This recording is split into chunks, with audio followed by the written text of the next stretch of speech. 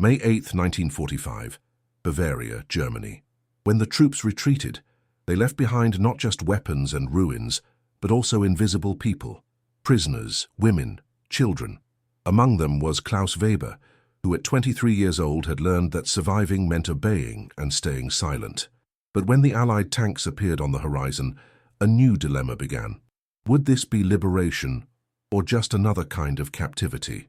Before we continue, subscribe and hit the bell. Here we reopen forgotten stories. Klaus had been a Wehrmacht corporal for 3 years, fighting across the Eastern Front before being transferred to defend the fatherland's crumbling borders. The morning of surrender, he stood in a muddy field outside Munich with 47 other German soldiers, their uniforms torn, faces gaunt from weeks of retreat. The sound of American Sherman tanks grew louder, metal grinding against stone, engines roaring like mechanical beasts approaching their prey. "Hands up! Weapons down!" The command came in broken German from a young GI who couldn't have been older than Klaus himself. The American soldier's uniform was pristine compared to their ragged Wehrmacht grey, his helmet reflecting the morning sun like a beacon of victory. Klaus dropped his carabiner 98K rifle into the growing pile of surrendered weapons. The metallic clang echoed across the field, mixing with the whimpers of younger soldiers and the distant rumble of more Allied vehicles approaching. He had expected this moment for months, rehearsing it in his mind during sleepless nights in foxholes, yet nothing had prepared him for the strange absence of violence. The American soldiers moved with professional efficiency, not the brutal vengeance Klaus had been conditioned to expect. No beatings, no summary executions, no screaming officers demanding information. Instead, there was an almost mundane quality to the surrender process. Forms to fill out, temporary prisoner numbers assigned, personal belongings catalogued with meticulous care. "Weber Klaus, Corporal 116th Panzer Division," he stated when his turn came for processing. The American clerk, a thin man with wire-rimmed glasses, wrote everything down in neat handwriting on official paperwork that looked more like a hotel registration than a military detention order. What struck Klaus most profoundly was the Americans' apparent indifference to their triumph. These were the same soldiers his propaganda officers had described as bloodthirsty savages bent on Germany's destruction. Yet here they were, offering water canteens to thirsty prisoners and providing medical attention to wounded German soldiers without question or condition. The march to the temporary holding area took 2 hours along a country road lined with blooming apple trees. Spring had arrived in Bavaria despite the war's devastation, and Klaus found himself noticing details that months of combat had trained him to ignore. The way sunlight filtered through green leaves, the sound of birds singing in undamaged forests, the smell of earth freed from the acrid smoke of battle. At the holding area, Klaus encountered something that would haunt his understanding of warfare forever. American soldiers sharing their K-rations with German prisoners, not out of pity or superiority, but with the casual generosity of men who had enough and saw hungry people in front of them. The cognitive dissonance was overwhelming. As evening approached, Klaus sat on the ground with his fellow prisoners, watching American soldiers set up their camp with mechanical precision. Tents appeared in perfect rows, communication equipment hummed to life, and cooking fires began producing smells that made his empty stomach contract painfully. The efficiency was impressive, but it was the underlying humanity that truly unsettled him. Tomorrow they would be transferred to a proper prisoner of war camp. Klaus had heard rumors about these places, some terrifying, others almost too good to believe. As he stared at the American flag hanging from a makeshift pole, he wondered which version of captivity awaited him, and whether his preconceptions about his enemies would survive the encounter with reality. The train journey to Camp Lucky Strike in northern France took 18 hours, but Klaus would remember it as the moment his worldview began its fundamental reconstruction. The cattle cars he had expected were instead converted passenger compartments, with working windows, bench seating, and, most remarkably, American guards who treated their German prisoners like human beings rather than war criminals. Sergeant Jim Morrison from Detroit sat across from Klaus, casually eating a Hershey's chocolate bar while reading a letter from home. The normalcy of it was jarring. This man had been shooting at Germans just days ago, and now he was sharing details about his girlfriend's new job at the Ford plant, as if Klaus were a traveling companion rather than an enemy combatant. "You speak pretty good English," Morrison observed, offering Klaus half of his chocolate bar. "Where'd you learn it?" Klaus hesitated before accepting the unexpected gift. "University in Munich. I studied engineering before the war." The chocolate melted on his tongue, rich and sweet in a way he had almost forgotten food could be. "No kidding? What kind of engineering?" Morrison's curiosity seemed genuine, not the calculated interrogation Klaus had anticipated. As their conversation continued, Klaus discovered that Morrison had been a factory worker before the war, building the same cars that German mechanics in Klaus's unit had admired when they captured American vehicles. The two men found themselves comparing technical specifications of different engines, united temporarily by their shared fascination with mechanical precision. Through the window, Klaus watched the French countryside roll past, farms slowly recovering from occupation, villages with American supply trucks parked in market squares, and everywhere the signs of a continent attempting to heal from its wounds. The train made several stops, and at each station, Klaus observed American soldiers distributing food and medical supplies to French civilians, German refugees, and displaced persons from across Europe without apparent discrimination. At one station, Klaus witnessed something that fundamentally challenged his understanding of American military culture. A German prisoner in their car had developed severe stomach cramps during the journey. Rather than ignore the situation or treat it as malingering, the American guards immediately called for medical assistance. Within minutes, a U.S. Army medic was examining the sick prisoner with the same care he would have shown an American soldier. "We don't let people suffer if we can help it," Morrison explained simply when Klaus expressed his surprise. "Doesn't matter what uniform they were wearing yesterday." The sick prisoner, a young man named Heinrich from Hamburg, was removed from the train at the next station and taken to a U.S. military hospital. Klaus never saw him again, but the incident left an indelible impression. In the Wehrmacht, a sick prisoner would have been considered a burden, possibly abandoned or worse. Here, medical care seemed to be treated as a basic human right, rather than a privilege to be earned. As evening approached, the American guards distributed blankets and what they called sea rations, compact military meals in metal containers. Klaus opened his portion to find beef stew, crackers, chocolate, and cigarettes. The quantity and quality were better than many meals he had received as an active German soldier. "Tomorrow you'll get to Camp Lucky Strike," Morrison mentioned as Klaus examined his unexpected feast. "Fair warning, it's going to blow your mind. We've got German prisoners there who don't want to go home when their release papers come through." Klaus found that statement impossible to believe. No one would choose to remain in enemy captivity when freedom was offered.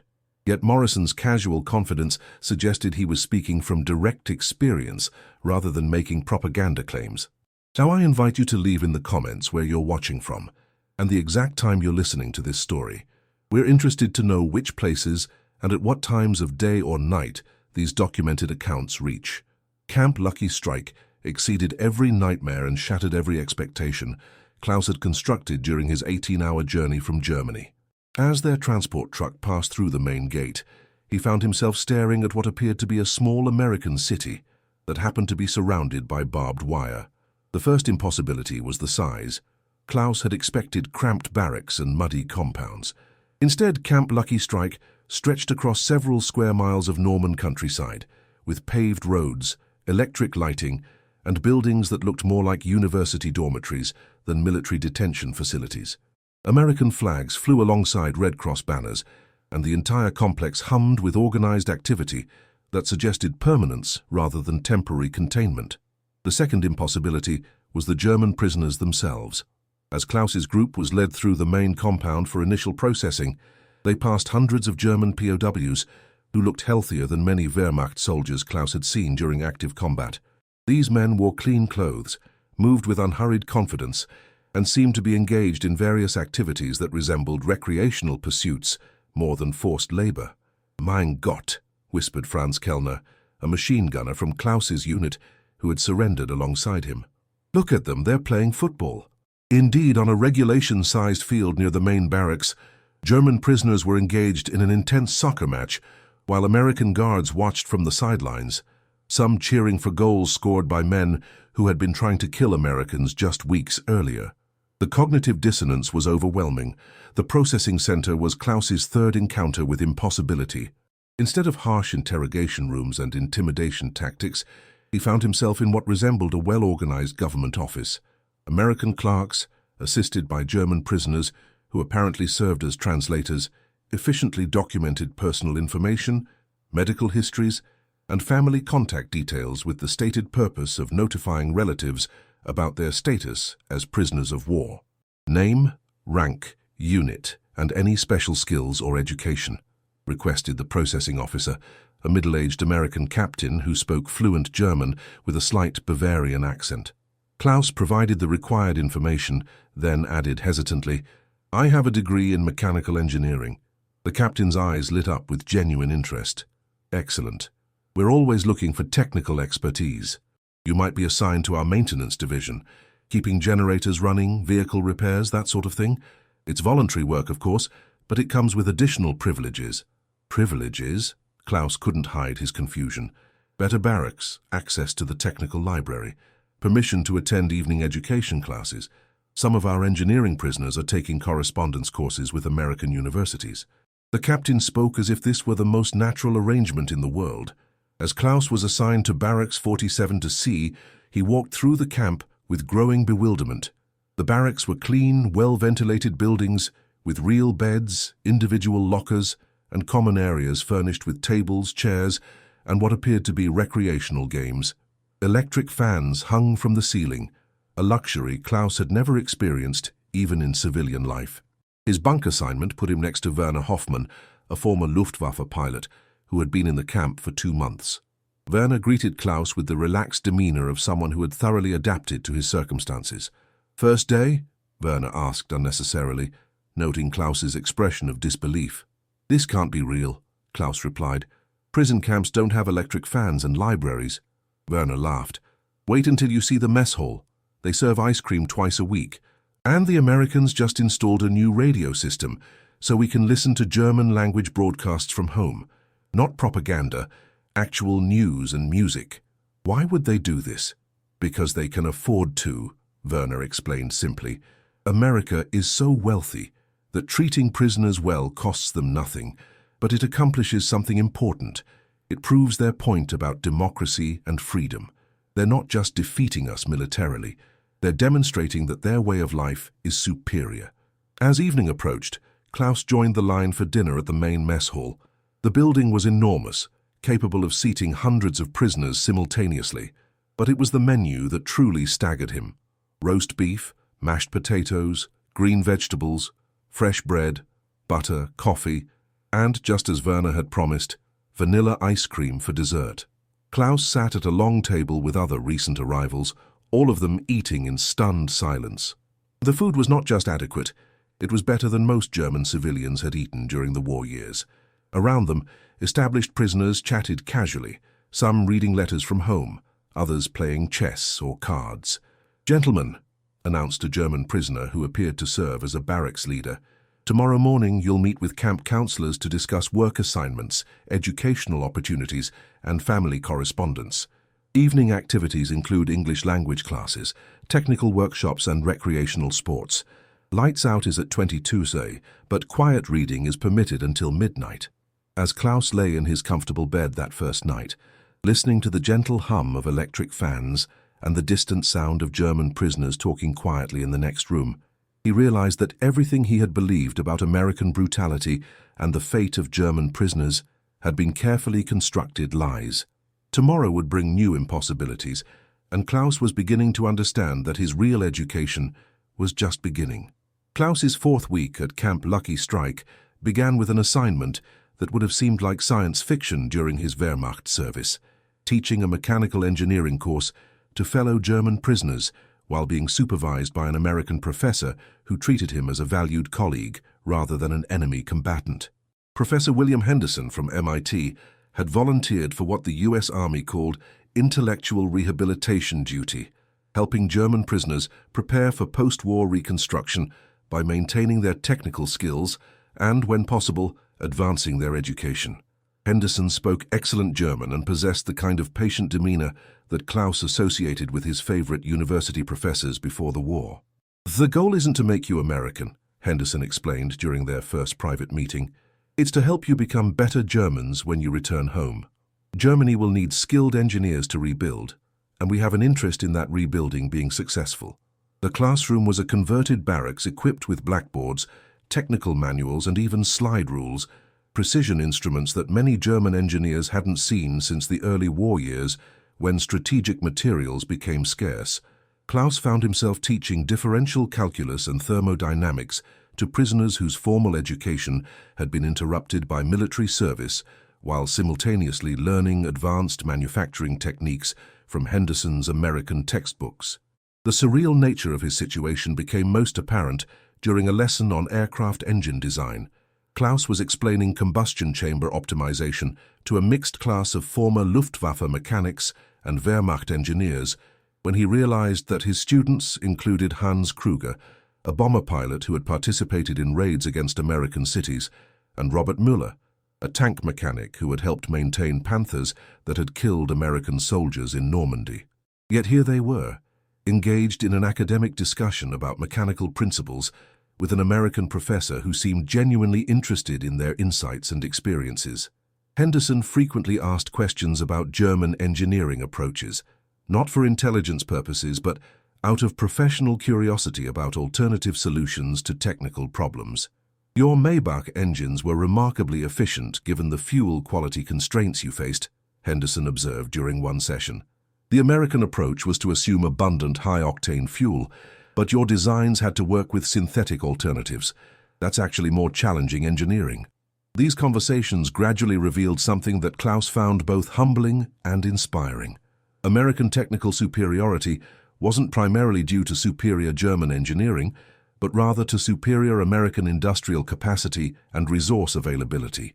German engineers had often developed clever solutions to difficult problems, but American engineers had the luxury of implementing brute force solutions using unlimited materials and energy. The afternoons brought different kinds of education. Klaus volunteered for what the Americans called democratic orientation sessions, discussions about political systems, civil rights, and economic structures led by American officers who had been university professors in civilian life. These sessions were voluntary, but Klaus attended out of curiosity about the society that had produced such unexpected military behavior. Captain Thomas Bradley, a former political science professor from Harvard, led discussions that would have been unthinkable under any German authority Klaus had ever encountered. Prisoners were encouraged to ask questions, express disagreements, and engage in open debate about controversial topics. There were no punishments for wrong opinions, no surveillance of private conversations, and no pressure to adopt American viewpoints. "What prevents your system from collapsing into chaos?" asked Ernst Weber, a former SS officer whose presence in these discussions initially made Klaus uncomfortable. "Good question," Bradley replied without any sign of defensiveness. "Democratic systems do have built-in instabilities, but they also have self-correcting mechanisms. When people can vote, speak freely, and organize peacefully, they tend to fix problems before they become catastrophic." Klaus found himself defending aspects of German culture and history while simultaneously questioning assumptions he had never thought to examine. The Americans didn't seem interested in destroying German identity. Instead, they appeared to be encouraging Germans to think critically about which aspects of their culture were worth preserving and which had led to disaster. The evenings brought the most profound education of all: letters from home. The American postal system efficiently delivered mail to and from German prisoners, and Klaus received his first news from his family since surrender. His mother wrote from Munich, describing the Allied occupation, with a mixture of relief and bewilderment that echoed Klaus's own experience. "The American soldiers give candy to children and help repair damaged buildings," she wrote. "It's nothing like what we were told to expect. Your father has found work with a construction company that's rebuilding the railway station. They pay fair wages and provide lunch every day. We have more food now than during the last 2 years of the war."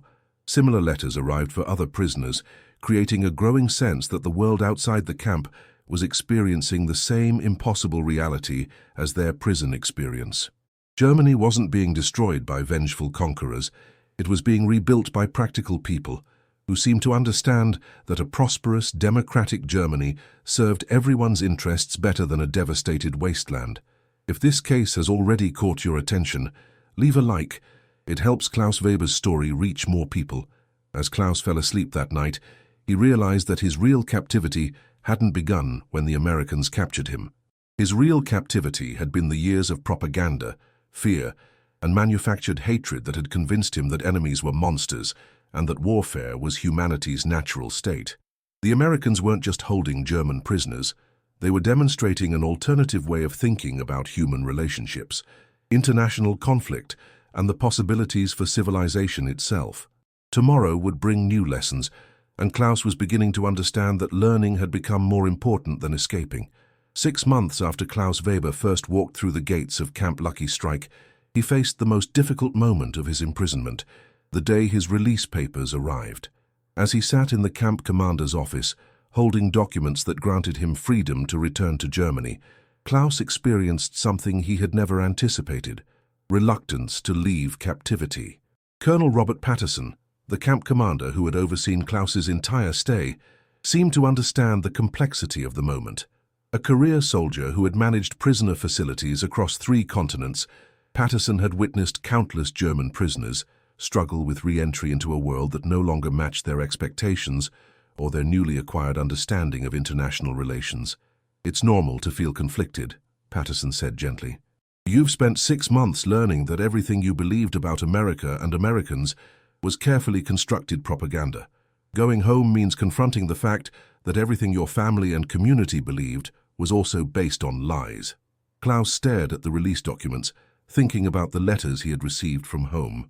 His mother's most recent correspondence described a Munich that was rapidly rebuilding under American supervision, with democratic political parties forming, newspapers printing uncensored news, and universities reopening with curricula that included previously forbidden subjects like comparative political systems and international law.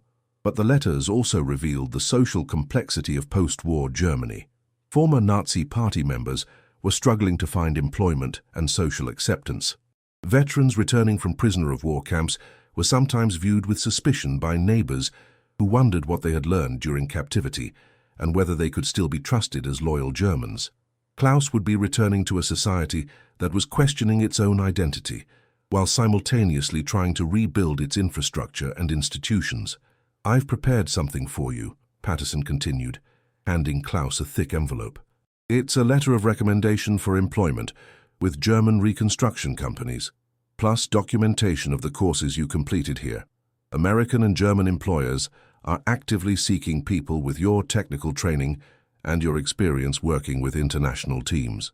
Klaus opened the envelope to find certificates documenting his completion of advanced engineering courses, his service as a camp instructor, and his participation in democratic orientation programs. The documents were signed by American military authorities, but they were written in both English and German, clearly intended to be useful in his post-war civilian life. More surprising was a personal letter from Professor Henderson, the MIT engineer who had supervised Klaus's teaching duties. Henderson wrote about specific job opportunities with American companies that were establishing European operations, and he included contact information for German engineering firms that were hiring former prisoners who had received American technical training. "The Marshall Plan is going to rebuild Europe," Henderson had written, "and we need people who understand both German technical capabilities and American industrial methods. Your experience here has prepared you for a role in creating the new Germany." As Klaus prepared to leave Camp Lucky Strike, he joined a farewell gathering that had become a tradition for departing prisoners. German prisoners and American staff shared a final meal together, and Klaus found himself saying goodbye to men who had been enemies 18 months earlier, but had somehow become colleagues and, in some cases, friends. Sergeant Morrison, the Detroit factory worker who had been Klaus's first American guard, presented him with a parting gift, a small American flag and a Detroit Tigers baseball cap. "So you don't forget that enemies can become friends," Morrison said with a smile. Werner Hoffmann, the Luftwaffe pilot who had been Klaus's barracks neighbor, was also being released that day. As they walked toward the transport trucks that would take them to the repatriation center, Werner voiced what Klaus had been thinking, but hadn't dared to say aloud. "How do we explain this to people who weren't here?" Werner asked. "How do we tell them that the Americans treated us better than our own officers did? How do we convince them that democracy isn't weakness, it's actually a more effective way of organizing society?" Klaus didn't have answers to those questions, but he understood that finding the answers would be his responsibility as a returning veteran. Germany needed people who had witnessed alternatives to authoritarianism and who could speak from personal experience about the possibilities for peaceful international cooperation. The truck ride to the repatriation center took 3 hours, passing through French villages that were bustling with reconstruction activity. American, British, French, and German workers collaborated on projects ranging from bridge repairs to school construction, demonstrating the same kind of international cooperation that Klaus had experienced in the prison camp. At the repatriation center, Klaus received final documentation, travel vouchers for transportation to Munich, and a small amount of German currency to help with immediate needs upon arrival. The American processing officers treated the occasion with the same efficiency and courtesy that had characterized his entire prison experience. As Klaus boarded the train that would take him back to Germany, he realized that his real journey was just beginning. He had spent 6 months learning that everything he thought he knew about enemies, warfare, and national identity had been wrong. Now he would spend the rest of his life applying those lessons to the challenge of building a better Germany in a more peaceful world. The train pulled away from the repatriation center as the sun was setting, carrying Klaus toward a homeland that would be as foreign and challenging as his captivity had been enlightening. But for the first time since 1939, he felt optimistic about the future. Thank you for following Klaus Weber's incredible journey from Wehrmacht soldier to enlightened citizen. If this story has impacted you, please subscribe to our channel, leave a like, and share your thoughts in the comments below. These documented accounts of transformation during one of history's darkest periods remind us that even in war, humanity can triumph over hatred. Your engagement helps us continue sharing these important historical stories that show how enemies can become friends and how education can triumph over propaganda. Would you like me to adjust the tone or add any specific historical details to make the story more engaging? December 2024. 80 years later, Klaus Müller passed away peacefully at age 103 in his Munich home, surrounded by grandchildren who had grown up hearing stories of electric fans and cold lemonade in an American prisoner camp. His final words, according to his eldest grandson Martin, were spoken in English. "Thank you, Captain Mitchell." The small funeral service was attended by an unexpected guest, Robert Hayes Jr., son of the American sergeant who had supervised Klaus's first day at Camp Bretagne. Hayes had traveled from Kansas, carrying a worn photograph of German and American soldiers playing volleyball together in the summer of 1944. "My father never forgot Klaus," Hayes explained to the gathered mourners. "He used to say that treating prisoners with dignity wasn't about being soft on the enemy. It was about proving that America could win a war without losing its soul." Klaus's personal effects included thousands of letters from former prisoners and their families, documenting how the Camp Bretagne experience had influenced their post-war lives. Friedrich Weber had become a human rights advocate. Hans Kruger had established a foundation for war orphans. Ernst Zimmermann had spent decades teaching conflict resolution. The Klaus Müller Foundation, established by his family, continues to provide humanitarian aid training to military personnel worldwide. Their motto, engraved on a plaque made from repurposed metal from Camp Bretagne's original electric fans, reads simply, "Dignity has no nationality." In a final interview recorded just weeks before his death, Klaus reflected on the enduring lesson of his captivity. "They could have treated us as enemies deserving punishment. Instead, they treated us as human beings deserving respect. That choice between vengeance and mercy is one every generation must make." The Americans in 1944 chose mercy, and it changed everything. Major Thompson's grandson, now a professor of international relations at West Point, uses Klaus's story to teach future military officers that the true measure of victory isn't just defeating the enemy, it's preserving the values you fought to defend. The last electric fan from Camp Bretagne donated to the U.S. Holocaust Memorial Museum continues to run, a small humming reminder that even in humanity's darkest hours, simple acts of kindness can echo across generations, proving that dignity, like electricity, has the power to illuminate the darkness and keep hope alive. Klaus Müller's final journal entry, written in his characteristic mix of German and English, perhaps says it best. "Sie gaben uns nicht nur kalte Limonade, they gave us back our humanity. This gift, once received, becomes our responsibility to pass forward. Subscribe to our channel, hit the like button, and tell us in the comments, what stories of unexpected humanity during conflict do you think deserve to be remembered? These accounts of dignity in the darkest times remind us that even in war we can choose who we want to be.